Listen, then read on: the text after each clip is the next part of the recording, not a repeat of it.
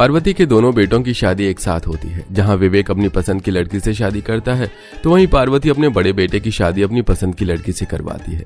शादी के बाद आज पार्वती की दोनों बहू की पहली रसोई थी, जिसमें दोनों ही बहू अपने परिवार वालों के लिए हलवा बनाती हैं। खाना तो बहुत अच्छा बना है। अच्छा तो होगा ही, आखिर ये हलवा मैंने जो बनाया है। मेरी तो दोनों बहू ही सर्वगुण संपन्न निकली। बहू, तुम दोनों ने खाना बहुत अच्छा बनाया है। ये लो, मेरी तरफ से चांदी के कड़े तुम दोनों के लिए। माँ जी, अगर आपको मुझे कुछ देना ही था तो सोने के कड़े दे देती ना।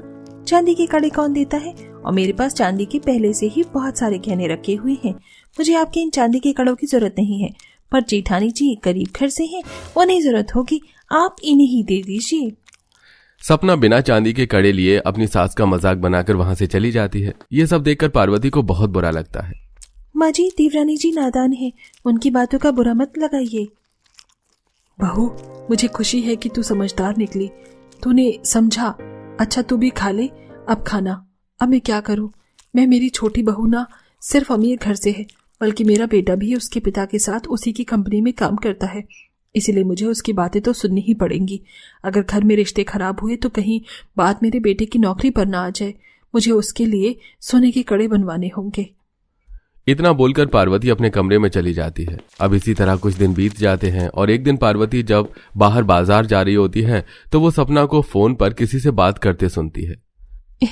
अरे यार, ये लोग भला मुझे क्या ही दे पाएंगे मेरी पहली रसोई में। इन गरीबों के पास कुछ है ही नहीं देने के लिए। वही पकड़ा रहे थे चांदी के कड़े, मैंने तो लिए नहीं। सपना की बातें सुनकर पार्वती उदास हो जाती है और कुछ देर बाद पार्वती अपने कमरे में जाती है और तिजोरी खोलकर पैसे और गहने देखती है। मेरी छोटी बहू बहुत अमीर है, गलती मेरी ही है। मुझे उसे चांदी के कड़े नहीं देने चाहिए थे। सही कहती है छोटी बहू, मुझे उसे देना ही था तो सोने का कड़ा देना चाहिए। एक काम करती हूँ, मैं अपनी छोटी बहू के लिए सोने के कड़े ही बनवा लेती हूँ। पर मेरे पास तो सिर्फ 10,000 रुपए हैं और सोने के कड़े बनाने के लिए कम से कम मुझे 50-60 हजार रुपए और चाहिए होंगे। अपने पास बचे हुए पैसे देख पार्वती परेशान अपने कमरे में बैठे सोच रही होती है कि तभी वहां पूजा हाथों में कुछ गिफ्ट लेकर आती है। माँ जी, ये मेरे मायके वालों ने आप लोगों के लिए कुछ गिफ्ट भेजे थे, पर मुझे मौका ही नहीं मिला कि मैं आप सबको दे पाऊँ। इसीलिए मैंने सोचा कि ये सारे गिफ्ट आपको दे दूं ताकि आप सबको उनका गिफ्ट दे दें। अरे वाह, लगता है मैं बिल्कुल सही समय पर घर आई हूँ। इतने सारे गिफ्ट, ये सारे गिफ्ट किसके लिए हैं भाभी? ये सारे गिफ्ट आपकी माँ जी, मेरी देवरानी जी और तुम्हारे भैया जी के लिए हैं। मेरे मायके वालों ने दिया है। तुम्हारे भैया तो रात में आएंगे तो मैंने उन्हें उनका गिफ्ट खुद दे दूंगी। काजल, तुम एक काम करो ना, देवरानी जी को बुला लो और अपने हाथों से ही आप सबको आपके गिफ्ट दे देती हूँ।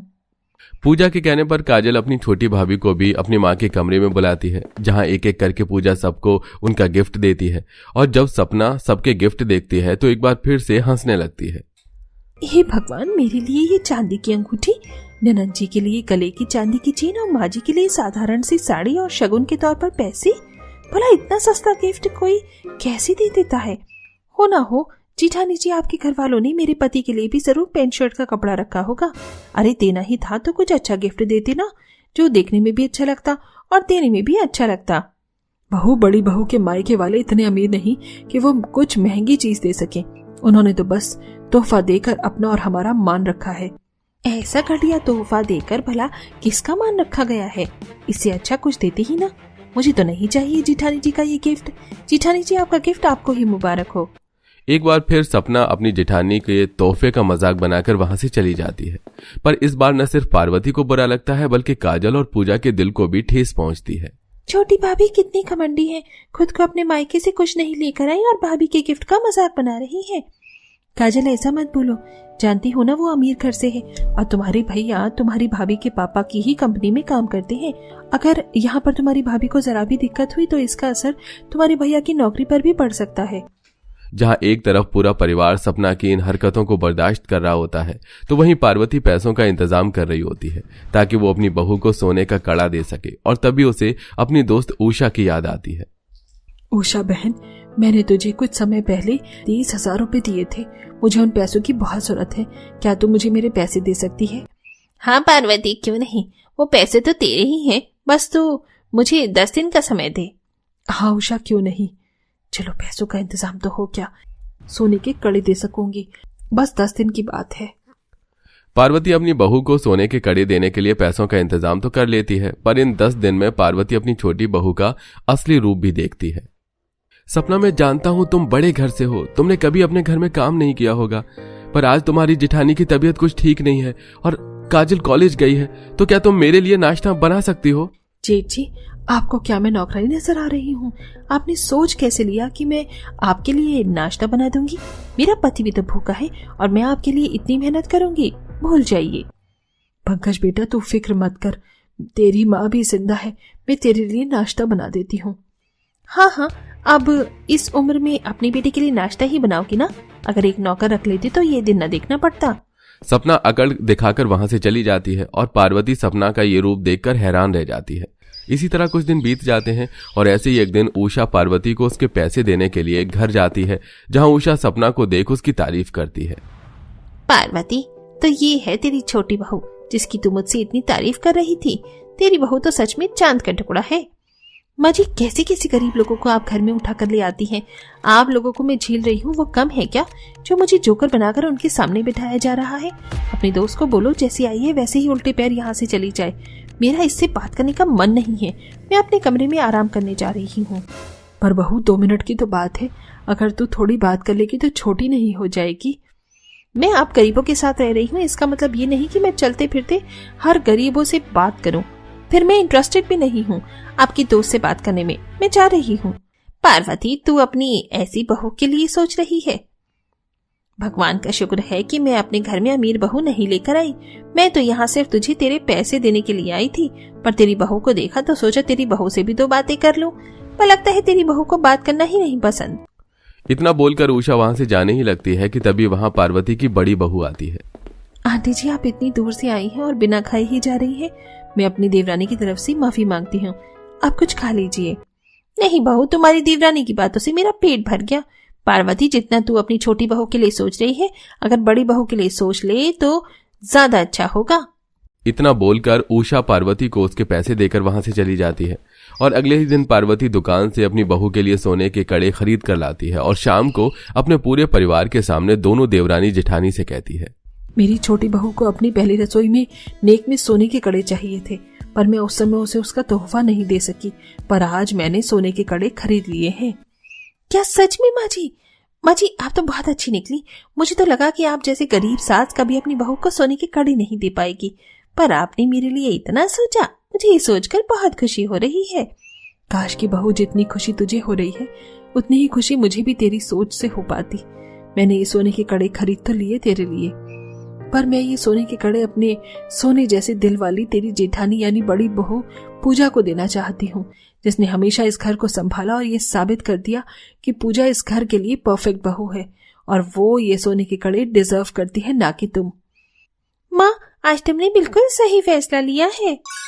पार्वती के इस फैसले से सभी को बहुत खुशी होती है, तो वहीं अपनी सास के इस फैसले से सपना की आंखें खुल जाती हैं और उसका सिर शर्म से झुक जाता है। कितनी सुंदर और कितनी चमक रही है ये सोने की रसोई। मैं तो अब ऊपर जाऊंगा ही नहीं। माँ, मेरा बिस्तर तो तुम नीचे ही लगा देना, मैं तो खाकर नीचे रसोई में ही सोऊंगा, अपनी इस पुश्तैनी रसोई में। आखिर हमें ये जगह मिल ही गई। यहाँ पर रखी हर एक चीज सोने की है। बहू, ध्यान से करना सारे काम। अब मुझे यकीन हो रहा है कि हमारे बाप दादा ने जो पुश्तैनी रसोई के बारे में बताया था वो कोई झूठ नहीं था। आखिर एक पुश्तैनी सोने की रसोई जमीन के नीचे कहाँ से आई और कैसे गरीब परिवार को मिली, आइए ये जानने के लिए कहानी में आगे बढ़ते हैं। माँ, 2 दिन हो गए खाना नहीं खाया। आपको आदत है भूखे रहने की, हमें नहीं। आज तो मुझे खाना खाना है। बच्चों, क्यों अपनी माँ को तंग करने में लगे रहते हो? तुम्हारे पापा और दादा गए हैं ना खाने की तलाश में, थोड़ा तो सब्र रखो। दादी, सब्र नहीं हो रहा, भूख की वजह से पेट दर्द होने लगा, चक्कर आ रहे। कहीं ऐसा ना हो कि मैं भूख से ही मर जाऊं। नहीं मेरे बच्चे, ऐसी अशुभ बातें अपने मुंह से मत निकालो। देखो, हम खाना लेकर आए हैं। आज हमारा पूरा परिवार एक साथ खाना मिलकर खाएगा। इतना सारा खाना? आप इतना सारा खाना कैसे लाए और आपको इतनी चोट कैसे लगी? पापा जी, आपके तो सर से खून बह रहा है, ये सब कैसे हुआ? बहू, तुम हमारी चोट मत देखो और पहले बच्चों को कढ़ाई में गरम करके खाना दो। मैं 2 पत्ते भी लेकर आया हूँ। हम लोग इस पत्ते पर रखकर खाना खा लेंगे। उस दिन पूरा परिवार जैसे तैसे खाना खाता है। इसी तरह कुछ दिन बीत जाते हैं और विनोद विक्रम के साथ नौकरी की तलाश करता है, पर उन्हें कहीं नौकरी नहीं मिलती। ऐसे ही एक दिन, माँ, हमने कल रात को खाना खाया था, आज 24 घंटे हो गए, क्या हमें आज भी खाने को नहीं मिलेगा? दादी, आप तो कहती थी कि हमारे पूर्वज बहुत अमीर रह चुके, हमारी पुश्तैनी रसोई भी है जहाँ पर बहुत सारे सोने के सामान रखे। हम अपनी उस पुश्तैनी रसोई में क्यों नहीं चले जाते? क्यों हम रोज भूखे सोते हैं? बेटा, चाहती तो मैं भी हूँ कि हमें हमारी पुश्तैनी रसोई मिल जाए, पर पता नहीं हमारी पुश्तैनी सोने की रसोई कहाँ चली गई। मैं नहीं जानती और ना ही मेरी सास जानती थी। मेरी सास तो ये भी कहती थी कि शायद उनके रिश्तेदारों ने सब कुछ बेच कर खा लिया। अब पता नहीं हमारी पास सच में कोई पुश्तैनी सोने की रसोई है भी या नहीं। बच्चों, अब दादी को परेशान मत करो। आज हमारी किस्मत में खाना नहीं है, हमारी किस्मत में इसी तरीके से भूखे सोना लिखा है। चलो पानी पीकर सो जाओ। बच्चे अपने परिवार वालों की हालत को समझने की कोशिश करते हैं और पूरा परिवार पानी पीकर सो जाता है। अगले दिन एक बार फिर विक्रम और विनोद काम की तलाश पर जाते हैं। भैया, मुझे सारे काम आते हैं। आपके पास कोई काम है तो कृपया करके मुझे दे दो। अरे तुम जैसे गरीबों को मैं क्या काम दूं? मेरे पास कोई जगह नहीं है, जाओ यहाँ से। मालिक, रोड पर कोई अमीर औरत लंगर बांट रही है, मैं तो लंगर खाने जा रहा हूँ। क्या लंगर बट रहा है? ये तो अच्छा मौका है, मैं जाकर ज्यादा खाना खा लेता हूँ ताकि कल तक हम सब पेट भर कर खा सके। खाने की आस लेकर विक्रम उस लड़के के पीछे जाता है जहां वो देखता है कि लंगर बट रहा है और काफी लंबी लाइन भी लगी है। विक्रम उस लाइन में लग जाता है, पर जब तक विक्रम का नंबर आता है खाना खत्म हो जाता है। क्या खाना खत्म हो गया? भाई, लगता है हमारी किस्मत में ही नहीं है। मुझे आज फिर अपने घर की सूखी रोटी खानी पड़ेगी। भाई, तुम्हारे घर में तो सूखी रोटी भी है, मेरे घर में तो वो भी नहीं है। उदास होकर विक्रम वहां से जाने लगता है कि तभी उसकी नजर फेंके हुए खाने पर पड़ती है और वो एक पन्नी में फेंका हुआ पूरी सब्जी उठाने लगता है। तभी एक औरत ये सब देख लेती है और विक्रम से कहती है, अरे भाई साहब, आप ये सब क्या कर रहे हैं? फेंका हुआ खाना उठा रहे हैं। माफ करना, खाना कम पड़ गया, पर हम उन लोगों को खाना प्रोवाइड कर रहे हैं जिनको खाना नहीं मिला। चलिए, मैं आपको खाना दिलवाती हूँ, ये फेंका हुआ खाना मत लीजिए। सरला विक्रम के साथ कुछ और गरीबों को अपने साथ ले जाती है और सबको ढेर सारा खाना दिलवाती है। रात को विक्रम खाना लेकर खुशी खुशी घर जाता है और उसके हाथों में खाना देख बच्चे बहुत खुश होते हैं, पर आशा और नेहा परेशान हो जाती हैं और वो डर जाते हैं। इतना सारा खाना, ये खाना तो 2 दिन चलेगा। आप सच सच बताना, क्या आपने फिर से खाने की चोरी करी है? नहीं नहीं नहीं नेहा, आज मैंने खाने की चोरी नहीं करी। आज ये खाना मुझे किसी एक औरत ने दिया है। चलो बातें खत्म करके खाना खाने के लिए बैठते हैं। पापा, खाना तो बहुत अच्छा है, मैंने तो ये रोटी पहली बार देखी है, शायद इस रोटी को नान कहते हैं। अगर आज इस घर में खाना आया है तो हम खाना पन्नी में या पत्तल में नहीं खाएंगे। मेरी सास ने एक प्लेट दी थी, ये पुश्तैनी प्लेट है। ये पुश्तैनी रसोई ना सही, पर पुश्तैनी सोने की प्लेट तो है। आज हम सब इसी में खाना खाएंगे और इसे संभाल के रखेंगे ताकि आने वाले समय में ये पुश्तैनी प्लेट अपने राजू को दे सको, ताकि उसकी बीवी इसे संभाल के रखे। अच्छा, मैं प्लेट निकालती हूँ।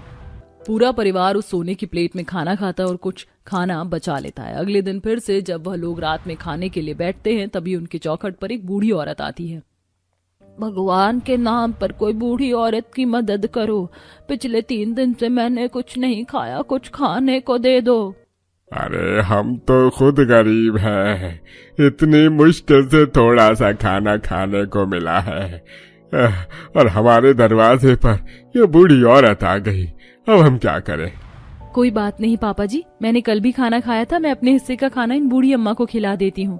नेहा खुद ना खाकर वो खाना बूढ़ी अम्मा को अपने घर में बुलाकर खिला देती है, जिससे बूढ़ी औरत बहुत खुश होती है और उनसे कहती है, बेटा, तुमने मेरा दिल खुश कर दिया, इसलिए मैं आज तुम्हारी एक इच्छा पूरी करूंगी। तुम लोग अपनी पुश्तैनी रसोई ढूंढ रहे थे ना, आज ये बूढ़ी तुम्हें तुम्हारी पुश्तैनी रसोई तक पहुंचाएगी। इतना बोलकर बूढ़ी औरत 3 बार अपनी लाठी जमीन पर मारती है और उस जमीन पर गोल सा गड्ढा टाइप में ढक्कन बन जाता है, जिसे खोलकर पूरा परिवार अंदर जाता है और उन्हें अपनी पुश्तैनी रसोई नजर आती है। वहां पर रखी हर एक चीज, स्लिप, दीवार, बर्तन, चूल्हा, सिलेंडर, यहाँ तक कि दीवारों पर टंगी उनके पूर्वजों की फोटो भी सोने की बनी होती है। माँ, ये फोटो देखो, ये फोटो तो नहीं बूढ़ी अम्मा की है जिन्हें आपने खाना खिलाया था। हाँ बेटा, तुम सही कह रही हो, पर वो अम्मा कहाँ चली गई? बहू मैं समझ गई, वो बूढ़ी अम्मा और कोई नहीं बल्कि हमारी पूर्वज रह चुकी हैं। पूरा परिवार अपनी पुश्तैनी रसोई देखकर खुशी के साथ साथ बहुत हैरान था। तभी उनके सामने एक पूरा बर्तनों का सेट जो कि सोने से बना था उनके सामने चल कर आता है। हम जादुई पुश्तैनी सोने की रसोई है तुम्हारी, इसलिए हमें छुपा के जमीन के नीचे रखा गया था, वरना तुम्हारे कुछ रिश्तेदार हमें भी भेजते थे और हम आज तक तुम्हारा ही इंतजार कर रहे थे ताकि हम अपने आने वाली पीढ़ी की मदद कर सकें। सच में अगर तुम जादुई हो तो क्या तुम हमें अच्छा खाना दे सकते हो? हाँ क्यों नहीं, जो भी खाना है उस चीज का नाम लेकर कढ़ाई को गैस पर रख दो, खाना अपने आप मिल जाएगा। सोने के बर्तन के इतना बोलते ही आशा और नेहा जादुई सोने का गैस जलाकर उस पर कढ़ाई और पतीला रख देते हैं और बच्चे जो खाना मांगते हैं उनके सामने आ जाता है। वाह, पिज्जा, चाउमीन, बर्गर सब मिल गया जो हमें खाना था। ये सब कुछ हमने कभी नहीं खाया, बस लोगों के मुंह से नाम सुना था। आज हम पेट भर के खाएंगे माँ। अब मुझे ऊपर घर में नहीं जाना, मैं अपनी सोने की रसोई में ही रहूंगी नीचे। नेहा, माँ, पापा, हमें हमारी पुश्तैनी रसोई मिल गई, सोने के बर्तन मिल गए, पर हम कब तक जादुई बर्तनों से मदद लेते रहेंगे? हमें काम की तलाश जारी रखनी चाहिए। हमारी सारी जरूरतें जादुई सोने के बर्तन पूरी नहीं कर सकते, ये केवल हमारा पेट भर सकते हैं। सही कहा तुमने, हम सिर्फ तुम्हें खाना दे सकते हैं, पैसे नहीं। इसके लिए तुम्हें कमाना होगा और तुम्हारे घर से आधे घंटे की दूरी पर एक बर्तन की दुकान में जगह खाली है, तुम्हें वहाँ अच्छी नौकरी मिल सकती है अगर तुम आज शाम तक चले जाओ तो। बर्तन के कहने पर विक्रम और विनोद काम की तलाश में उसी जगह जाते हैं जहां बर्तन ने कहा था और उनके जाते उन्हें काम मिल जाता है। अब इसी तरह कुछ दिन बीत जाते हैं और नौकरी मिलने के बाद उनकी आर्थिक स्थिति ठीक होने लगती है। पुश्तैनी रसोई ने हमारी बहुत मदद करी है, इसे हम अपनी जान से भी ज्यादा संभाल के रखेंगे, पर उससे पहले हमें अपने घर की मरम्मत करनी होगी और आसपास की अपनी बिकी हुई जमीन वापस खरीदनी होगी। अगर किसी को पता चल गया तो कहीं ऐसा ना हो कि कोई हमसे हमारी सोने की पुश्तैनी रसोई छीन ले, क्योंकि हमारी पुश्तैनी सोने की रसोई जमीन के नीचे है, इसलिए आज तक किसी को कुछ पता नहीं चल पाया और हमें इस राज को राज ही रखना होगा। इस तरह विनोद और विक्रम दिन रात मेहनत करते हैं और जैसे ही उनकी पहली सैलरी आती है वो लोग अपने ही घर की मरम्मत करते हैं और अपनी पुश्तैनी रसोई जो कि जमीन के नीचे है उस राज को हमेशा राज रखते हैं।